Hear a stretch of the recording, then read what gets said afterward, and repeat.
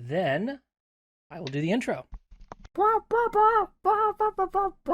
got the bad sexy song stuck in my head. Don't you sing that song at me. No! I was trying to do the intro. I was literally said, I'm about to do the intro, and Tiago starts singing. Not even like it's like it's onomatopoeia, you know?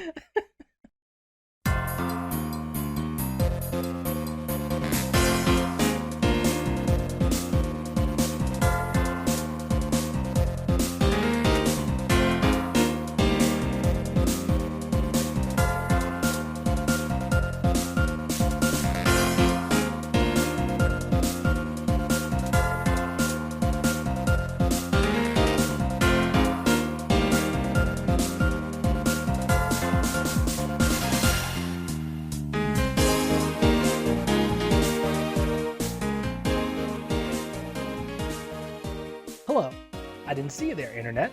Welcome to Updated Autopsy Report, a podcast from Yotseben and Friends where we replay the entire Ace Attorney series with longtime fans and newcomers. I'm your host, Ben, and with me today is Dessy. Hello. And two good friends of ours, Tiago. Yo. And Rose. Hi. If you are a first-time listener, Dessy and I are the longtime fans, and Rose and Tiago are the newcomers to the series. We hope that through both of our perspectives as we play through the series, it'll reveal new details and provide interesting commentary for games that are near and dear to us. Today, we have all played through the first case of Ace Attorney Investigations, Miles Edgeworth, the first spin-off game in the Ace Attorney series. So this is the first time we've all been playing mainline games up until this point.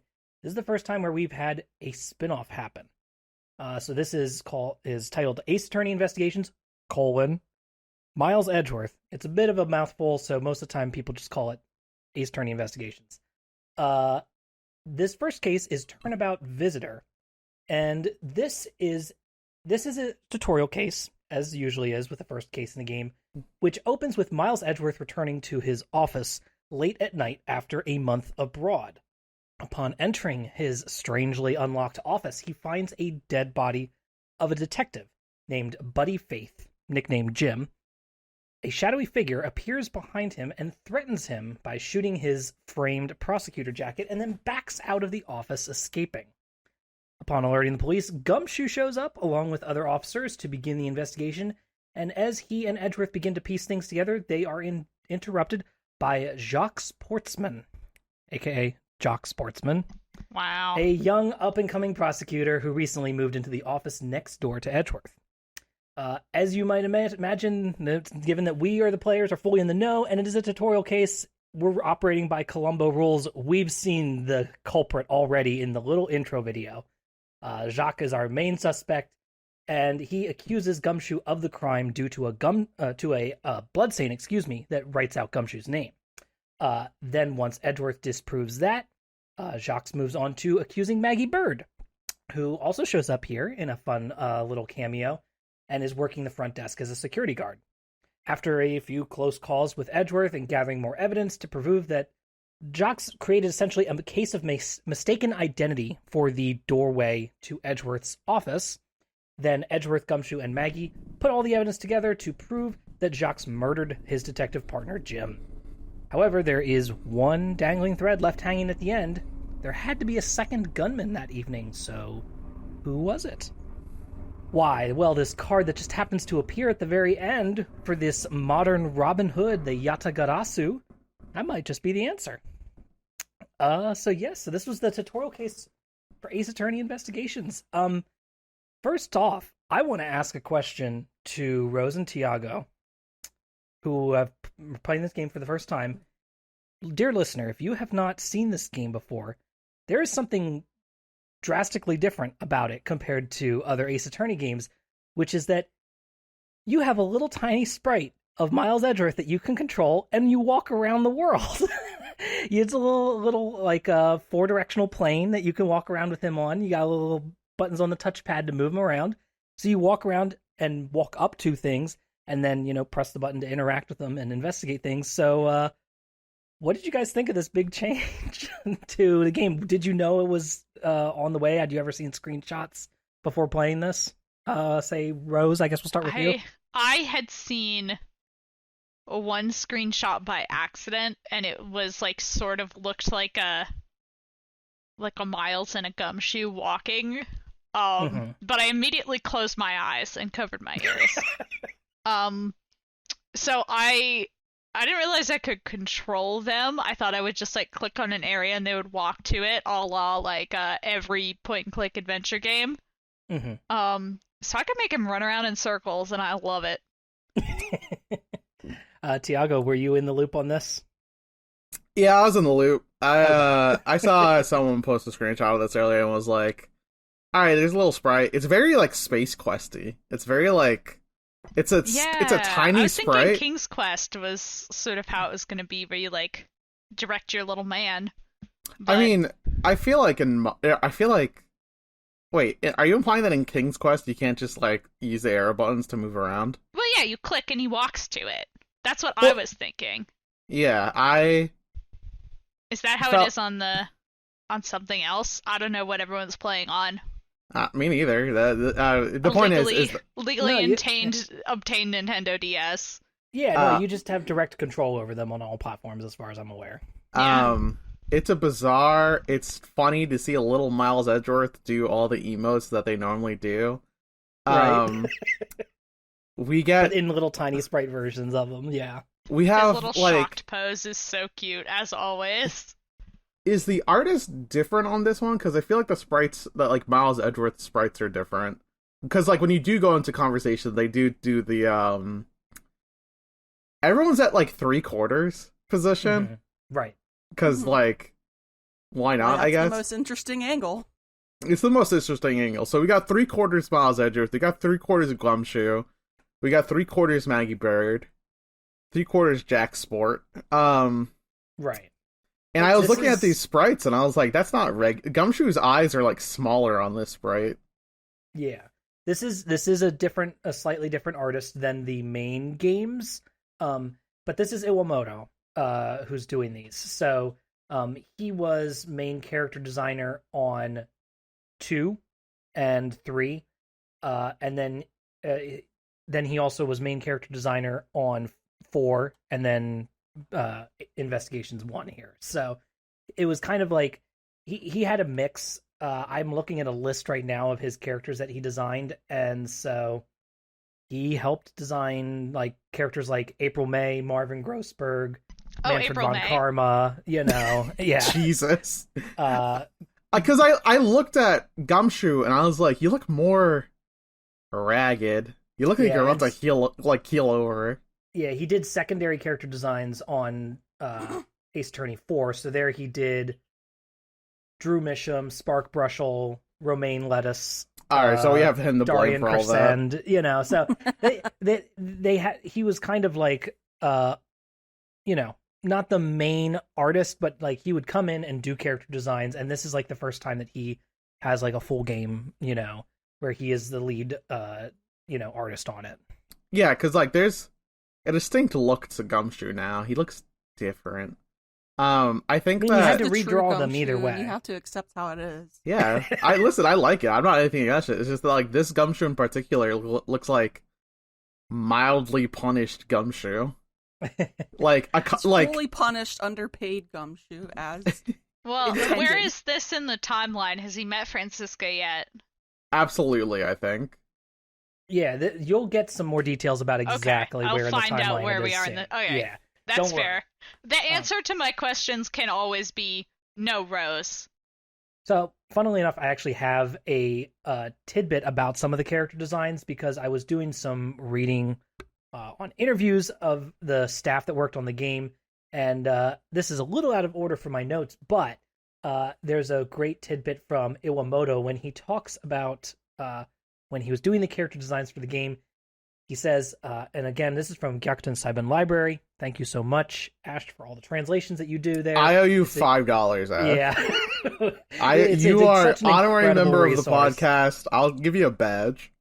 But so Iwamoto says, quote, "We luckily didn't run out of ideas for this game. I also tried to draw the girls in a cute way. Parentheses laugh. Close parentheses. Ishiro, I'll be the judge of that. Yeah, Ishiro then said, "You even declared that on the event stage at the game show." I believe this might mean TGS. And Iwamoto says, "I was very glad when a fan who had played the online demo on the official Gyakuten Kenji website told me that they thought Maggie Bird had become sexier." Yo, deadass she has, though. I think see she was it. beautiful the whole time. It was the trauma. You All know boobs what? are beautiful. She wasn't dressed as a cop anymore. Maybe that's what does it. She's got a track jacket now, and everyone knows that jocks are hot. Now, what Is she about a jock? Jacques? No. What? What about Jacques Sportsman? Yeah, Tiago, you walked into that one. Is he hot? What the I laid you guys up for a dunk. What do you mean? So Jock Sportsman.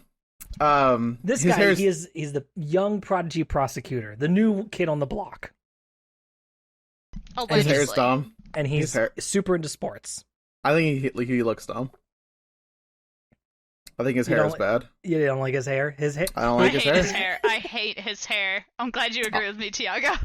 Nobody likes his hair. No. Looks bad. Yeah, it's like he's got that band on around his forehead to like hold his hair down, and if he takes it off, it would pop up straight in the air. Is it supposed to look like helmet hair? Because he's a sports dude. He doesn't play any sports that requires a helmet, though. He plays all the sports.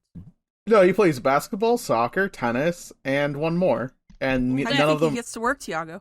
What? You wear a How do you helmet think in he gets to work? polo. Wait, what was Yeah, what if Dess's he's a question? jockey? He's not a jockey. He plays How do you like think- four How do you think sports. he gets to work? How do you think he gets? He runs. My point is similar to runs. Dess's, which is I think you wear a helmet in polo. Does he play polo? Maybe. It looks like he does. The game listed 4 sports he plays, and as far as I'm aware, I'm under the assumption that there's no other sport.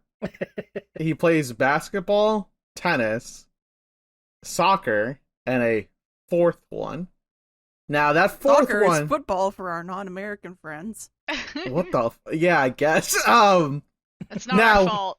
We were born I don't here. recall what the 4th sport was, but from those top 3, they don't require a helmet. So I'm That's gonna why- go hot. Des and I were suggesting suggesting helmeted sports. I'm gonna. You want to bet? He's You gone. wanna- We're never gonna see him again. No, I'm gonna bet that the 4th sport is not a helmeted sport, and then we will look up that sport. Okay. I can't right now, Tiago. $1. The one Oh my God, we're American starting dollar. bets No, again. not for this. Not over this I'll- man. Look at Of- him. This is the perfect time to do it. He's worth nothing. We can wait It's until all the next game. paycheck. His value went up very, very slightly because he swallows his medal at the end. He does swallow his medal at the end. His did- breakdown animation is so over the top, and he freaks out so badly that he swallows his medal that's hanging around his neck the whole time. I think. Oh, go ahead. No, you go. Oh, I was gonna say, I did like, despite the fact that his character design was infuriating, I did like his animation where he constantly takes off his, like, stupid sports jacket and then puts it back on and then takes it off and then puts it back on. I was like, you're so annoying, but, like, that was good design for his The fir- animation. The first person we arrest per game must be really annoying. I feel like that's a good thorough line for all first cases. Mhm. Because I remember fire extinguisher guy, and he was really annoying. Because Yeah. he hit us in the head with a fire extinguisher, giving us amnesia, and there's nothing more annoying than amnesia. You did love that guy, though, and I think you were right. I mean, I do think that was love him, hilarious. but I do think he's annoying, though. So this case, I feel like it's important to mention that, when Miles Edgeworth enters the room, there is a figure standing there with a gun that's pointed at Miles Edgeworth's back, being like, don't move. And then Right. Miles Edgeworth doesn't move because he's very good at listening to directions. And then the shadowy figure shoots the frame jacket on the wall, but doesn't pierce the jacket. Very important. It's just the frame that gets hurt. The jacket's fine. Yeah, don't worry, the jacket's okay. The frame lives on. falls, and then the shadowy figure leaves the room. This was not Jock who shot Buddy Faith. I was about to call him Buddy Holly. Yeah, Buddy Faith, also called Jim. Weirdly enough, Yeah, Jacques keeps calling him Jim the whole time. Which is When really kind It's of rude. fucked up. It's Yeah, straight and up then- fucked up. And then, yeah, when we look at his ID, it's just his name's Buddy. It's Like- not even anywhere close. You're just They- calling him something else entirely. If you ask him about that, he goes like, "Yeah, Jim's a better name for him," and everyone's just like, "You can't just decide that." It's What really the wild. fuck? The shittiest version of when you're teaching a class and you call all the kids like honey and like pumpkin, and then they're all like, "It's because you can't remember our names, isn't it?" I'm like, "Shut up." Damn, yeah, that was specific. Oh, it's a real story, folks. It is a real So yes, story. this guy, this mysterious shadowy figure, who has a gun up against Edgeworth's back in the intro. This is an entirely separate incident that happens immediately following the murder. So, Yeah. and then this figure backs away after shooting the wall to like threaten Edgeworth, and Edgeworth is very cool and he is not intimidated by firearms. No, he's not scared at all, even though he totally probably would be. Yeah. No, if the room shook, he'd be on the floor. But Oh Right. god, I Yeah, hope an earthquake happens. That's true. True. And so, yeah, so this is kind of lingering over the case the whole time as you're trying to solve it, because you're like, well, the gun that murdered Buddy only fired one bullet, so why is there a second bullet now from this other figure? And then, of course, then you have to come down on, oh, there's two gunmen. This is a separate incident, you know? something important to note is, Jock Portsman, asshole, had a basketball hoop installed in the hallway. This is the best bit. So I don't know if fucking anybody else stupid. lost it as well, because I forgot about this plot point. So I'm walking out of Edgeworth's room, right? And you get into the hall segment where you can walk left and right. I start to walk right. Delightful. I start to walk right, and you just see this basketball hoop come into view, and I just started losing it again. And I go, oh my god, I remember the twist. I remember the trick. So, And I just lost it. Oh, so good. I got distracted because Winston Payne was there. And if you talk to him, he's like, oh, Prosecutor Edgeworth, feel free to ask your elders for any help. I'll be of service. And Edgeworth is like, cool, thank you. And then you walk away and he has a dialogue that's like, I don't fucking remember who that is. straight up, Winston Payne doesn't even get, like, a name. He gets other prosecutor. Unnamed prosecutor. Edgeworth has no idea who that man is. He's one of 3 prosecutors in the entirety of LA County. And, no It's clue. so good. We jumped ahead a little bit. It's fine. So, like, Yeah. so back when you're investigating in Miles Edgeworth's room, you get to walk around, you get to touch things. We should And talk about what his powers are, I guess, too.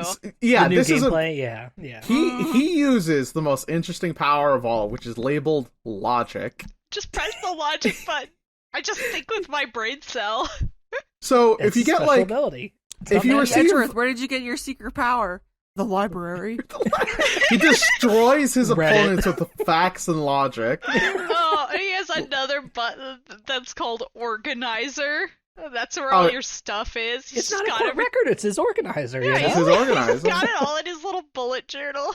And as you're looking at like a scene, you can use the deduce button where you apply evidence to something inside the scene to make a deduction.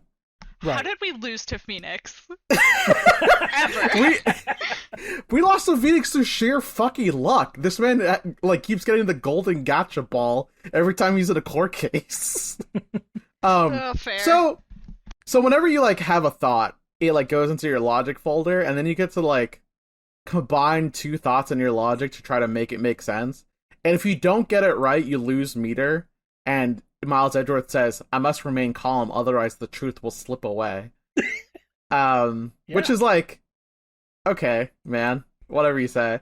But like, it's just so fucking funny to me that like, I think an important gameplay thing is that they've changed the like the amount of like punishment you receive for fucking up something in logic wise. Because if you fuck up a logic thought, it's like pretty small, it's minor, as opposed to like in the previous games where like if you fuck up 5 times during a court case, you're dead. Right. And I appreciate that. I fucked up a little. I got confused. I forget what I got confused about, so it couldn't have been that important. I mean, yeah, no, this case was like I just multiple choiced a question and got it wrong like 2 out of 3 times, and I was like, oh man. It's a good thing Gumshoe can't tell. Yeah, Gumshoe can't tell. This game's very good because you have a talk to Gumshoe button, and that's my favorite button. Gumshoe is following behind you like a little puppy dog, and he is like, "Hey, what's up, boss?" And your boss, Miles Edgeworth, the boss, is like, I will now ask you a question," and Gumshoe will answer it, and then Edgeworth will go, "I shouldn't have asked that question." If you ask him to explain something, Miles spends the entire time going, "Yes, I knew that already," and I'm like, "Shh." I'm so fucking arrogant about it. Edgeworth is pretty mean to Gumshoe in this. I don't know if anybody else felt that, like, every once in a while, I was just like, okay, dude, Edgeworth, you know what? Lay off of him. Yeah, give Gumshoe a break. I'm begging you. Calm down. He's one of those Digimon trainers who, like, talks down to his Digimon. And the Digimon in question here is Gumshoe. I don't know a lot about Digimon, like, full disclosure, but me neither. It's the fad that I'm into. The kind of Digimon trainers that get killed because of the new Digimon being horror themed. Well, no. Well, Digimon survives spoilers. I was gonna say we can't get into start talking about Digimon. You're in the middle right. of I gotta Ace stop. Attorney podcast. It's my bad. But, listen, it's my new hyperfixation, so I had to move on. The point is that Edgeworth is a little too mean to Gumshoe, and I think he should lay off just a little bit, give Gumshoe a treat, and apologize. Imagine Gumshoe standing behind. Everything is the same. Gumshoe standing behind Edgeworth, and it's just he has a tail, and it's constantly wagging, no matter what. Yeah, it is. No matter what. That sounds like something for somebody else, but I respect you. He's just happy to be there. So you get to investigate your room. They like all the it's a weird logic puzzle because like fucking things were reorganized, and Gumshoe says, "I didn't organize it that way. I organized your room perfectly." Right. And Edgeworth is like, "I of course know this, and therefore the villain must have deduction." So that's how you like solve the mystery of like it was clearly someone who wasn't someone who was supposed to be here. And it's like, all right, man, whatever. At this point, I kind of lost the thread when we went over that, and I was just like, yeah, whatever Edgeworth says, I kind of go along with it. Also, if you go along the room, you get to look at the bouquet, and Edgeworth thinks about Wendy Oldberg. Mm-hmm. Yeah. And then you also get to inspect the Steel Samurai statue, and Gumshoe's like, "Do you know anything about that series?" And then Edgeworth's like, "No, I don't know much, except about the main Steel Samurai series and the Pink Princess and all the he like lists out all the details. God and Gumshoe's like, him. You sure do know a lot about it, Edgeworth, for not knowing a lot about it." Dude, Miles Edgeworth is based tokusatsu fan. Yep. Like that's best part about him is that he would love Kamen Rider. I think he would like Kamen Rider over Sentai because Kamen Rider has like a little bit of an edgier theme to it, and it follows a solitary writer, whereas Sentai is about a team, and Miles Edgeworth isn't really a team fella. Mm-hmm. So to basically summarize, like your first segment then is your first, you're investigating. Jacques shows up, and he kind of, wails a bit, like acting like he's really broken up about Buddy dying. And then eventually he kind of kicks you out, essentially, because he's like, get out of here, after he accuses both Gumshoe and Maggie, back to back. He's like, get out of here, we're doing an investigation. And so he's like, I'm the prosecutor assigned to this case. You guys should leave. So that's when you go out into the hallway. And then you start to like dig up some more details out there. You find, you find the ripped, the book that was missing from the bookshelf out in the hallway underneath the bench. And you also then find the basketball hoop and notice that it hasn't been placed back exactly where it was supposed to be. There's a little bit of an indentation in the floor next to it, so that you can tell that it's been moved recently.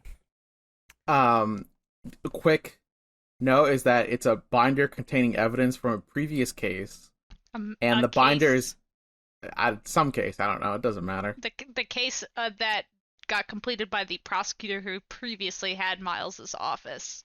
Correct. Wouldn't that be Von Karma? Maybe. Not necessarily. We will find out more details because here's the thing. they name that case. They call it the KG8 incident. And if they give it a number, then you know it's going to be important. It's going to be back. Also, Wait. Miles' motivation for solving this is nobody does murder in my office and also breaks my tea set. My fucking That's it. tea set, bro. That's his motivation for solving. I was wondering how we were going to have a prosecutor, like, investigating and solving crimes in the same, like, in a similar format. And I was like, are we actually going to prosecute people who are guilty for once? Maybe, but no, this was just, hey, you broke my tea set and I'm going to get you. Me when I fucking get you. Yeah. Is it actually KG8? I believe that it is. You said that, and my brain immediately went to the Crazy 8 fucking Tarantino film, and I was like, wait, what? The Hateful Eight. Yeah, it's a Hateful Eight. God no, Crazy 8 is the move in Mario Kart 8 when you get the 8 item. Oh my god. God. We're mixing and I was matching. like, going, so many everybody. different We're things, doing right? great today. Just keep going until you're right. Just keep going until you're right. Okay, so there's some case files stolen in there. Fucking, those files are gone. Those files are gone. They were in a binder. They're no longer in that binder. That binder doesn't matter anymore. It's barely relevant to the case at this Completely point. whooshed away. Yeah.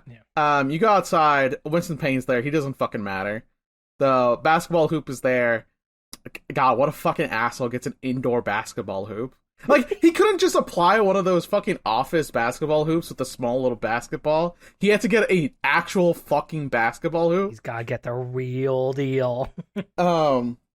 Maggie Bird is, after Gumshoe was accused for being the killer due to a bloody message, Jock is accused Maggie, and Maggie's like, I didn't do it, the key was stolen. And then, we're not going to go through every fucking bit. We shouldn't go through every fucking bit in this case, because this is a short case. It's fine, yeah. But the master key is the critical bit here, because Maggie says it was stolen at one point, and the aspect that's crucial here for giving the reason why Portsman could be in is that he asked to be let into his office by Maggie.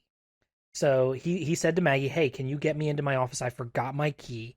She walks him up to his office, unlocks his door, lets him in. Now, here's the thing. Unbeknownst to Maggie, this is what Edgeworth deduces from noticing the basketball hoop being moved, is that Portsman moved his basketball hoop over one door to Edgeworth's. Maggie didn't take a close look at the number in the dark and just let him into Edgeworth's office. And that is how Portsman was able to gain access to it without having the key.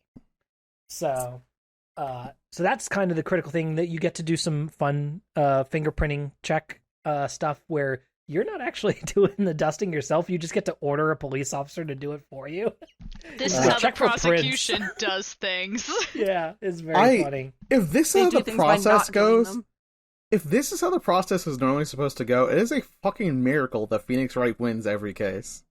It is, like, by all accounts, we should not have won any case that we were in.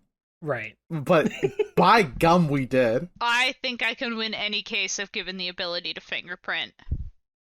Yeah, that's true. I like Edgeworth being like, make it so, and having it happen. I do want to spray the powder and blow on my DS. I want to see it. You want the DS features? I watched too much Forensic Files. It's all bullshit. I know it's all bullshit, but let me have a good time. Dessy, one thing I wanted to ask you. I remember you saying way back, and I don't remember if this was on the podcast or not, but you said that after you'd gotten into Ace Attorney, this was the first game that you went out and bought day one, the day it came out, right? Yep. How was, like, your experience playing this for the first time as somebody who had been, like, did you pay attention to the pre-release coverage, like trailers? Oh, fuck or no. Were you surprised by all the new on that part differences of the internet yet? No. I remember this was after the con. I had played the first game, the second game, and the third game, and then Apollo Justice. And this was right around when this game was coming out. I had just kind of happened to notice that this game was coming out at that time, because it was just that time, and I was looking for other Ace Attorney games to play. I thought there were way more than that.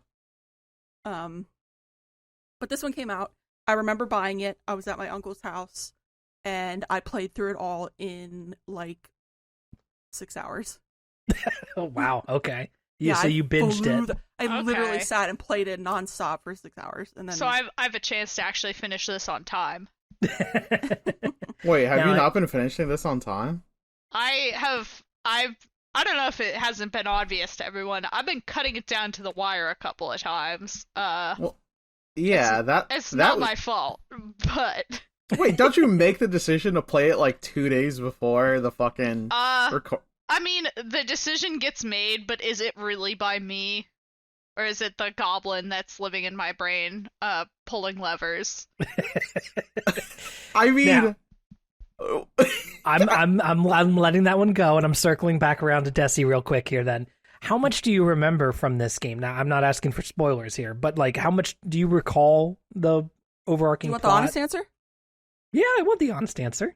The No, only lie. thing I remember about this game is that there were sprites that moved around. Okay. I do not remember So this is anything basically else. all fresh to you. Otherwise, Yeah, I played it one time, 6 hours, and then I basically didn't touch it again. just shotgunned it, and now it's evaporated. Yeah. No Wow. worries. When did So- this game come out again? This game came out in. Why don't I have this right in front of me? just someone load up the game. It's on the title screen. 2009. It was 2 years before we Yes. started dating. Okay, there you go. The- for those keeping track, you now have the timeline of when Ben and Des started dating. Fucking doxing Well- yourself once again. What can they do with that? Yeah, that's fine. But write my that down in your information. little books. Yeah, take notes. There will be a quiz at the end of the podcast. All right, quiz. Who won the bet between me and Rose? When did Ben and Des start Which- dating? Oh my god. Which bet so far? Which bet? Do. Yeah. Okay, Alright. so plotting forward, Yeah, go, you go, go. then you've got all the evidence. You are running. You run back into the office, and you're like, "Guess what, Jacques? I know you did it." And he's like, "What are you talking about?"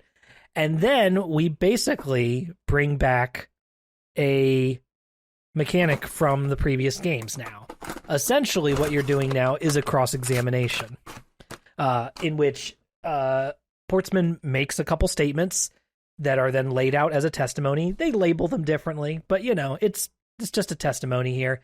And then you have to go through his statements, pick the one that has the lie in it, and either press it or put more evidence, present evidence against it to break it apart, just like you would do in the previous games. So this is probably the most familiar part of the game, is kind of this little climactic bit. And you do this like I think 3 times, right? And I believe, if I remember correctly, when I was playing through this here on stream, is that I really liked that it kind of gives you all the different variations. His first testimony, you have to just find the right statement and present evidence to it. And then the second testimony, you have to press a statement. He will add a new statement, and then you present evidence to that new statement. And then the final one, you have to press every single statement because you can't get grips on anything, and you have to kind of break him apart that way. And then you can come back then for the final bit of evidence, and that's when you discover the VHS tape on his jacket. How is he holding that and no one noticed? That's a very good question. We're It was just inside his pixels. Don't worry about it. So like, the reason that Buddy Holly over here found Jock is because Jock was rustling about in Miles Edgeworth's room looking for something. We don't get told what that is, by the way. We were only told that only a prosecutor would know about it, and therefore we can assume that a prosecutor is responsible. And the only other prosecutor here is Jock, so it's gotta be him. Now, Exactly. Buddy Holly over here brought 3 pieces of evidence. He said this on a piece of paper who he slipped underneath Jock's door, and Jock said 2, and I slapped that motherfucker with the most basic arithmetic I could. And we fucking caught him. Now, quick side note is that while Ben was talking about that, Des posted a Miles Edgeworth Pride Throw blanket into the shit posting channel we have in our Discord. Oh, we're real time. Real time! I can't look at this. I've got to focus. This is an updated shit posting record from the updated autopsy report. And this will be in the show notes. Oh God, now I got to make a note of that. So you know, beat Portsman at his own game. He does his little freak out animation, and as he freaks out, he swallows his gold medal in panic. Ew. And falls over and faints, and then he gets arrested and taken away. And someone should fucking do the Heimlich on him. He's gonna die. Edgeworth just kind of dusts his hands, and he's like, "All in a day's work for me, no problem here." And then he goes, "But so who was that mysterious, shadowy figure who pointed a gun at my back?" Yeah, because there was 2 shots instead of 1. Right. And so there had to have been a second gun because the first gun only had 1 bullet missing. And so an officer, forensics guy, runs up to him and says, "Hey, Edgeworth, by the way, I totally forgot to mention it to you until just now, but here's a calling card that I found in your office." That forensic dude just got fired. Dead ass into the last second. What the Miles fuck? actually should fire him. That's fair. During the fucking investigation, you'd think that a calling card from a modern day Robin Hood would be fucking relevant in a murder trial in the same goddamn room. That motherfucker is playing fucking solitaire on his phone or some shit. So you've got the 3-legged raven on the card, and this is Edgeworth goes, "This is the mark of the great thief, Yatagarasu." Okay. Which they are just keeping the original name from Japanese there, just because it sounds cool. I believe it's like a crow yokai. Yes, I think you're correct. Because there's Yatagarasu-mon from Digimon. That's why I know. The Digimon come back. I felt a little Learning about exposition-y. Japanese from a Japanese IP. Yeah.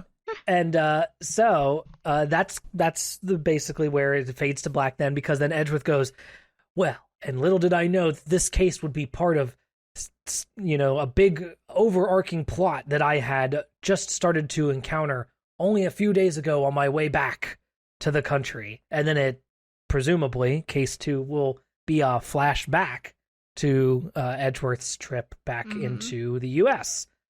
So that's kind of where we are left off then. Before we wrap up here, I did have 2 other little tidbits that I wanted to bring up, also from some of the interviews with the Ace Attorney investigation staff, the people who worked on it.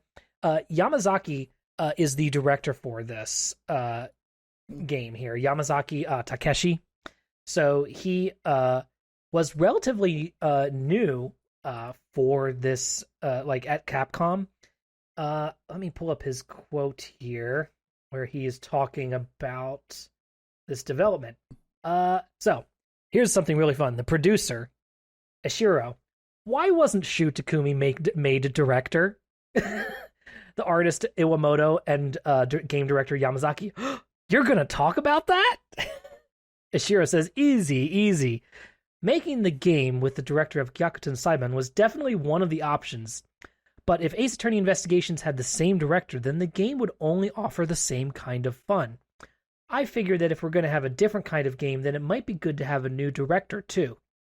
But I couldn't have a director who didn't know what the fans liked. So I looked if there wasn't someone who had a good grasp on the world of Gyakuten series and who could think of a new way to play. And there was. He was a bit young though. Laughs. Yamazaki. And it was my first time as a director. Iwamoto, a first-time director, a first-time producer, and a first-time freelance illustrator. Laughing. I said right from the start, this is dangerous. This is just too adventurous. And they all laugh. So I find that quote really fascinating because, one, the producer immediately says, so why didn't Takumi direct this game? And the other two are like, are we allowed to talk about that? Which, you know, given that we knew that Takumi was a little tired of the series, makes me wonder, I don't know how well known that was inside the company, or like how much like people talked about that kind of thing. But you can get a little bit of a vibe there off of that interview with them. And then, yes, the fact that they are all basically first time on these games, is really interesting to see how they, I don't know, like how they approach this game, because Yamazaki then goes on to say like that he was a really big fan of the Ace Attorney series before he started working at Capcom, and he started working at Capcom then directly after college. So he graduated college and his first job was going right into Capcom, and he got assigned to the Ace Attorney team. Wow, like okay, immediately. buddy. So like I guess he some kinda, people get to have their dreams come true. Yeah, I mean, this was the early 2000s, Okay, or mid 2000s. This would have been at that point.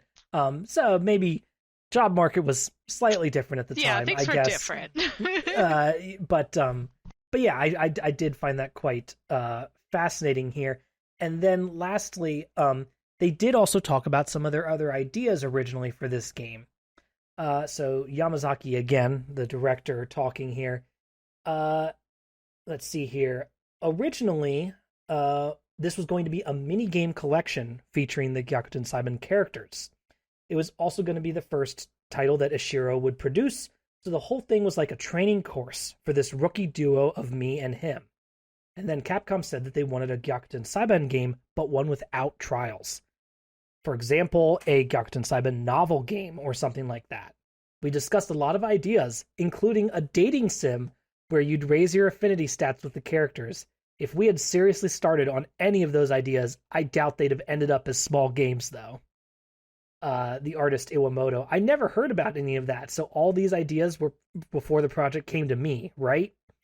And then Yamazaki says, I've always loved mystery fiction, and I also loved Gyakuten Saiban, so I wanted to create a mystery game, so I thought about a detective game without the trials and arrived at the idea of chasing after the case at the scene of the crime itself. I then contemplated on what roles there'd be at the crime scene, and I figured that playing as a forensic scientist could be interesting. So that's why I decided to want to do a game with Emma Skye as the protagonist. But then Ishiro, the producer, said that he wanted Miles Edgeworth as the protagonist. He said that as the producer, he'd much prefer to have this popular character as the protagonist. I remember how well I fought with the producer about that. You see, the producer, he has a really scary look. Really, I remember I was shaking in my feet as I told him, no, we can't do that. And artist Iwamoto again continues, Mr. Ishiro, he's a senior with presence. So I thought that was kind of fun that originally he wanted to do an Emma Skye game instead. And have her be the protagonist and have it all be forensics, and solving the crime scene right there.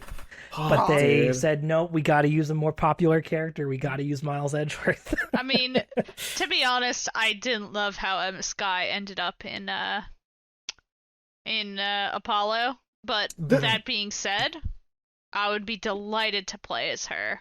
This would have been the redemption arc for Emma Skye, though. Yeah, they could have fixed her. It could have been great. I would have... Also... I could do the fingerprint thing and blow up my DS. Yeah, Emma Skye would allow you to do all those fun little mini games in order to solve a mystery. I think it's bizarre, right? Because we're in a timeline where obviously that didn't happen. And now we are given this object from 10 plus years ago, right? And we have the luxury of looking at it now and then realizing the context of which it could have existed in. But if I was a fan back then, would have I wanted an Emma Skye game? I feel like I would have different opinions back then, and I feel like obviously the solution would have been to give it to Miles Edgeworth because he's the second most popular character in the Phoenix Wright games. I mean, I'm also really happy to play as Miles. I feel like he does deserve something. You know? And I'm not offering up this information as a way to dampen the game or bring it down before we really get into it, full throttle. I just thought it was really interesting context historically about how even when they were working on this game that they were really tossing ideas around for what do we even do for a spin-off game? What is the conceit? The fact that they were even considering just little essentially mini games that would be included with a different main game just to buff out the content. With little dating sim games or little puzzle game type stuff. I just find that really fascinating that they just were okay, we want to have a little team that does some little projects to get their feet wet in the Ace Attorney universe, before they do a full game. And then guess what? It turned into a full game anyway. Whoops. Yeah, it's interesting, right? Like I'm here for it. I want to see this shit. Now, I will say we've got some really fun stuff ahead of us in this game. So, so we will keep at it, I think. Next time, we will be playing Case 2 of Ace Attorney Investigations, which is called Turnabout Airlines. I think there'll be some characters in this one that everybody really likes, so I hope you are looking forward to it. You can follow the show on Twitter at Ace Attorney Pod to stay up to date on the latest episodes, as well as our streams and YouTube uploads of Dessy and I playing through the games. You can follow me on Twitter and co-host at Yotsuben. Dessy, where can people find you? Yes, this is Des on Twitch. And Tiago. At Tiago S. Dutra on Twitter. And Rose. You can find me at TraumArts on Twitter, where you can please buy my art. You can also find me at Rose Nonsense on other funny things, such as co-host and Tumblr even, perhaps. Alrighty. Thank everybody for listening. We hope that you will rate and review us on Apple Podcasts, Spotify, or your favorite podcast platform of choice. I almost can get through that one. Next episode, like I said, we'll be playing the second case of Ace Attorney Investigations, Turnabout Airlines. We'll see you then. Bye. Bye-bye. Bye. Excited to see Miles Edgeworth get airsick, honestly.